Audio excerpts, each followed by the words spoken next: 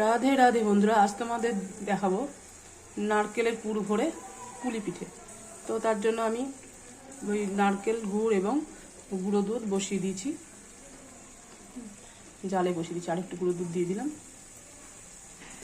বন্ধুরা দেখো, পুরটা এরকম নাড়তে নাড়তে যখন ড্রাই ভাব হয়ে এসছে তখন আমি নামিয়ে ফেলবো। এটা ঠান্ডা হলে আরও ড্রাই হয়ে যাবে। আর সুন্দর একটা ঘ্রাণ বেরিয়েছে, সুন্দর ঘ্রাণ বেরিয়েছে। এইবার আমার পুরটা রেডি। বন্ধুরা, পিঠেটা তৈরি করার জন্য আমি একটু আটা নিয়েছি। আটাটা হচ্ছে পিঠেটাকে নরম করবে। আর একটু ময়দা নিয়েছি, ময়দাটা হচ্ছে পিঠেটাকে বাইন্ডিং করতে সাহায্য করবে। আর এই চালের গুঁড়ো মিক্সিং বলে নিজে বাড়িতে গুঁড়ো করে নিয়েছি।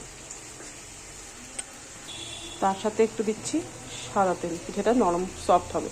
এরপরে জল দিই, ঠান্ডা জল দিয়েই আমি মুঠে নেব। দেখো বন্ধুরা, সেই সাদা তেল, আটা, ময়দা, চালের গুঁড়ো আমি খুব ভালো করে ময়দার মতো করে মেখে নিয়েছি। বন্ধুরা দেখো, এটাকে জল দিয়ে দিয়ে মেখে একটা ডোয়ের আকারে তৈরি করব। বন্ধুরা, ডোটা তৈরি হয়ে গেছে। সেই ডোটা কিছুক্ষণ আমি রেস্টে রেখে দেবো। এই যে বন্ধুরা, ডোটা থেকে এইরকম ছোটো ছোটো লেচি কেটে নিচ্ছি এবং এইভাবে করে নিয়ে পিঠেটা কীভাবে তৈরি করছি দেখো।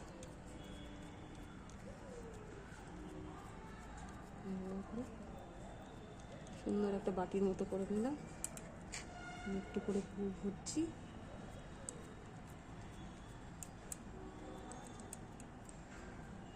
এইরকম করে নকশা করে দিলাম। এইভাবে করে প্রত্যেকটা করে নেব। বন্ধুরা দেখো, পিঠেগুলো তৈরি হয়ে গেছে। আজ আমি ছাদে রোদে বসে, রোদ হয়েছে খুব, ছাদে বসে পিঠের পুলিগুলো বানিয়ে নিলাম। বিছানাপত্র রোদে দিয়েছি।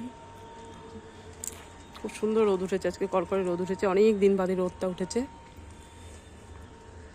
বন্ধুরা, পিঠের পুলিগুলোকে আমি ভালো করে জলে সেদ্ধ করার জন্য জলটা একদম খুব ভালো করে ফুটিয়ে নিয়েছি। জলের মধ্যে একটু সাদা তেল দিয়ে দিলাম যাতে পুলিগুলো একটার গায়ে একটা লেগে না যায়। এগুলো পুলি না পোলা, পোলা পান থেকে পুলি এসেছে বোধহয়। পুর ভরা পুলিগুলোকে জলে দিয়ে দিচ্ছি এবার। এই দেখো বন্ধুরা, তাহলে কি হয়, পুলিগুলো খুব সফট হয়। তারপরে আমি দুধে ডোবাবো। এইভাবে সবগুলো দিয়ে দিচ্ছি। উপর দিকে দেখো বন্ধুরা, এই দুধ 3 লিটার দুধ আমি 7 দিন ধরে ফুটিয়েছি। আমি এইভাবেই পিঠে করি, তাহলে দুধটা খুব ক্ষীরের মতো গন্ধ আসে, টেস্ট হয় এবং গাঢ় হয়ে যায়। দেখেছো কতখানি সর গাঢ় হয়েছে? দুধটা ভালো করে তোমরা বুঝতে পারছো কিনা জানি না।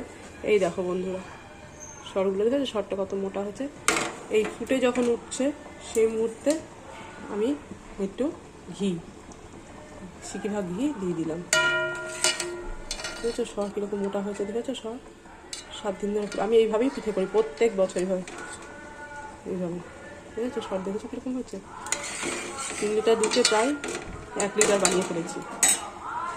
এইদিকে পিঠেটাও হচ্ছে সেদ্ধ। পিঠেগুলো খুব ভালো করে ফুটে যাওয়ার পর আমি কিছুক্ষণ ঢাকা দিয়ে রেখে দেবো।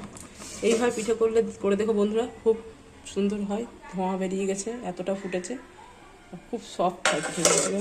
কিছুক্ষণ ঢাকা দিয়ে রেখে দেবো, প্রায় 15 মিনিট। বন্ধুরা দেখো, দুধের সরটা এবার তোমরা বুঝতে পারবে। দেখো সরের উপরে ঘি কেমনভাবে পড়ে আছে, তাহলে বুঝতে পারছো তো কতখানি ঘন করেছি আমি 7 দিন ধরে ফুটিয়ে ফুটিয়ে। এই ফুটে গেছে। এইবারে দেখো যে সেদ্ধ হয়ে যাওয়া পুলিগুলো জল থেকে উঠিয়ে, ফুটানো জলে যে দিয়েছিলাম সেগুলো থেকে উঠিয়ে এবার দুধের মধ্যে ছেড়ে দিচ্ছি। দুধের মধ্যে ফুটতে থাকবে।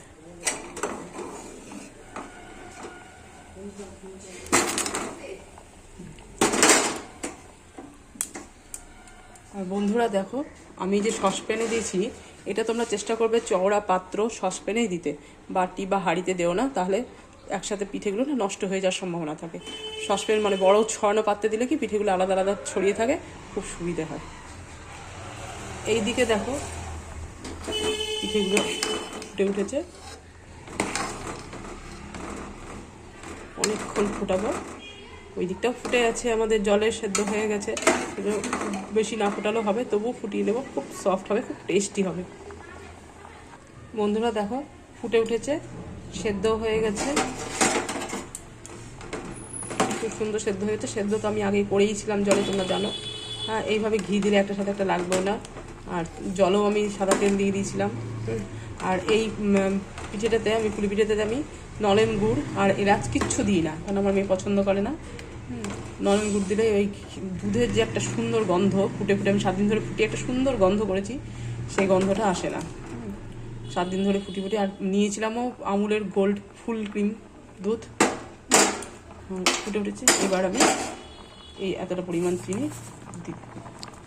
দিয়ে দিলাম, চিনিটা দিয়ে দিলাম।